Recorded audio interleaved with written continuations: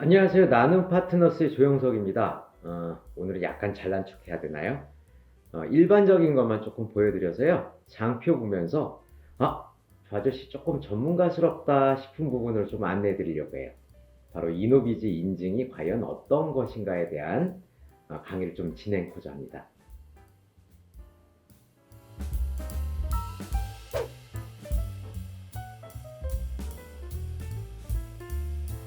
이노비즈 인증. 기본적으로는 지피지기 100점 100승입니다. 굉장히 어렵다고 많이 들으셨죠? 도대체 이노비즈 인증이 뭔가에 대해서 아시면 심사도 잘 받으시겠고요. 이노비즈 인증이 잘 나올 수 있겠죠. 벤처라는 열풍으로 90년대 후반에 우리나라는 난리가 났어요. 그런데 대부분의 당시의 회사들이 어떻습니까? 바람과 함께 사라지고요. 대부분의 대표님들이 벤처 타려고 했다가 벤처 신세가 되셨어요. 이 벤처에 문제가 있었다는 거죠. 이렇게 벤처의 광풍에 우리나라가 조금 정신을 차려요. 그냥 씨앗이 좋은 회사만을 도와주면 안 되겠다. 즉 농부도 봐야겠다. 이 회사가 뭔가 조금 잘 될 가능성이 있고 기업가 정신이 있는 회사 위주로 도와줘야지, 안 그러면 씨앗이 좋다고 막 도와줬다가 정부의 세금으로 너무나 많은 문제점을 발생했다라는 것들을 느꼈어요. 그래서 안 되겠다. 기술을 중심으로 하긴 하지만 매출도 일어나고요. 최소한 3년 이상의 회사를 운영한 경험이 있는 회사, 즉 그런 회사 중심으로 도와줘서 우리나라의 대외 경쟁력을 강화하자, 이렇게 만들어진 게 바로 이노비즈예요. 정부 입장에서는 경제 핵심 성장력을 통해서 우리나라가 정말 힘이 세졌으면 좋겠다라는 부분들도 있고요. 또 기업 입장에서는 성장할 수 있는 기회를 너무 많이 받아서, 즉 중소기업 혜택의 끝판왕이라고 보통 얘기하는 이노비즈를 통해서 더 커져자, 더 최고가 되자, 이렇게 해서 만들어진 게 이노비즈라고 보시면 돼요. 좀 크게 보이죠? 그래서 이노비즈 하는데 이건 사실은 이노베이션 그리고 비즈니스, 즉 기술을 이노베이션하는 그런 검증된 기업을 우리가 인증을 해줘서 지속적으로 성장할 수 있도록 도와주자라는 개념으로 만들어진 인증입니다. 사실 원래 혁신형 중소기업이라고 하는 건 벤처기업, 또 메인비즈 기업, 이노비즈 기업이 있어요. 순서로 한번 말씀드릴게요. 아까 닷컴 버블, 그렇죠? 벤처기업을 맨 처음에 지원하게 됩니다. 그런데 벤처가 생각보다 성장하는 회사들이 별로 없어서 안 되겠다. 그냥 씨앗만 좋은, 아이디어만 좋은 회사가 아니고 이거를 비즈니스를 잘 운영할 수 있는 농부가 잘 갖춰진, 그리고 검증된, 따라서 만 3년 이상은 된, 매출이 어느 정도 일어나고 기술력도 확보된 기업을 인증해서 막 도와주자. 그게 이노비즈입니다. 그렇게 하다 보니까 기술과 관련된 건 대부분 IT나 제조회사 위주겠죠. 그게 뿔났어요. 누가? 도소매하는 회사들이. 그래서 우리는 도소매인데 기술이 없어도 좀 정부 혜택 줄 수는 없어? 우리도 좀 도와줘. 그래서 도입되고 만들어진 게 메인비즈입니다. 따라서 이노비즈보다는 비교적 수월하게 인증을 받을 수 있다고 생각하시면 돼요. 이 이노비즈를 받은 기업의 평균을 한번 볼까요? 매출 150억, 근로자 수 42명.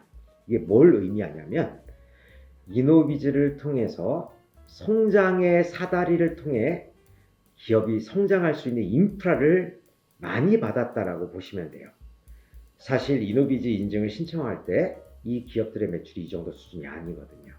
즉 성장을 위해서 이거 받으면 많이 도와줄게 라고 보시면 돼요. 그래서 여러분들이 보시는 자이글이라든가 트랙스타, 또 마이다스 IT 건설회사에서 굉장히 유명한데요, 토스, 또 YBM이나 위닉스, V3 이런 회사들이 다 맞습니다. 이노비즈를 통해서 성장한 기업이라고 보시면 될 것 같아요. 그래서 이노비즈 기업을 딱 보면은 중소기업 전체 수출액의 거의 40%를 차지하고요.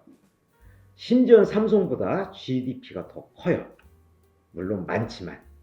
그리고 고성장 기업의 12%가 이노비즈라고 보통 얘기하고요. 월드클래스 300의 78%가 이노비즈 출신이고요.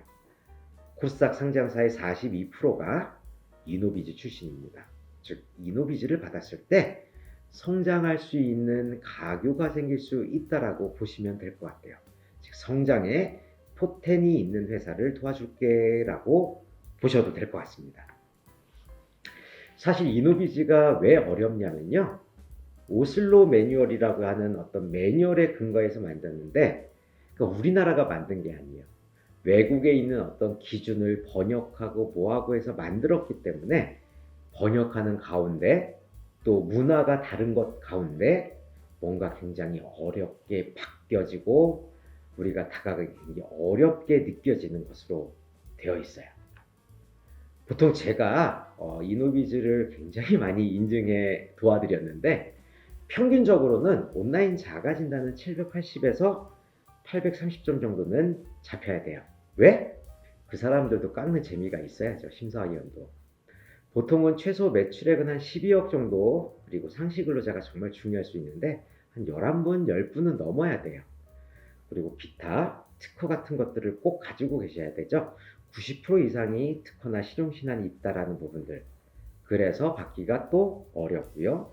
차근차근 준비해야 되는 인증일 수도 있습니다. 뭐 안 되는 걸 되게 할 수도 있겠죠. 그거는 컨설팅의 영역이고 그렇지만 일반적으로는 제가 안내해 드릴 부분은 이 정도 수준입니다 라고 안내해 드릴 수 있을 것 같아요. 기본적으로는 인터넷에 접속해서 자가진단이라는 걸 하고요. 자가진단이 되고 나면 이제 기술보증기금에서 현장평가합니다. 그래서 여기는 괜찮아요 라고 기술보증기금이 선정하면 이노비즈 기업이 된다라고 보시면 되는데요. 사실 제일 핵심은 기술 등급이에요. 기술 등급을 평가하는 건 기업부설 연구소 있니? 연구개발 얼만큼 하니? 특허는 몇 개 있니? 특허 출원은 몇 개 했니? 실용신안은 몇 개 있어? 이런 거예요. 정말 재미난 게 특허를 출원만 했어요, 등록 안 됐어요 해도 기술 점수가 2점이에요. 특허를 갖고 있는 건 3점, 실용신안은 2점, 그리고 디자인권은 1점, 이렇게 점수로 구분되어서 이 기술 등급이라는 게 결정돼요. 대부분의 회사는 트리플 B로 아니면 더블 B 정도로 선정되고요. A 이상으로 되는 회사는 그렇게 많지는 않습니다. 굉장히 어려울 수도 있는 인증이라고 보시면 될 것 같아요. 그래서 전문가의 도움이 필요하실 때는 말씀 주시고요. 이 정도의 내용으로 마음속에 담고 이노비즈를 준비하신다면 그래도 어느 정도 확도 높아지지 않을까 싶습니다. 감사합니다. 저는 나눔 파트너스의 조영석이었습니다.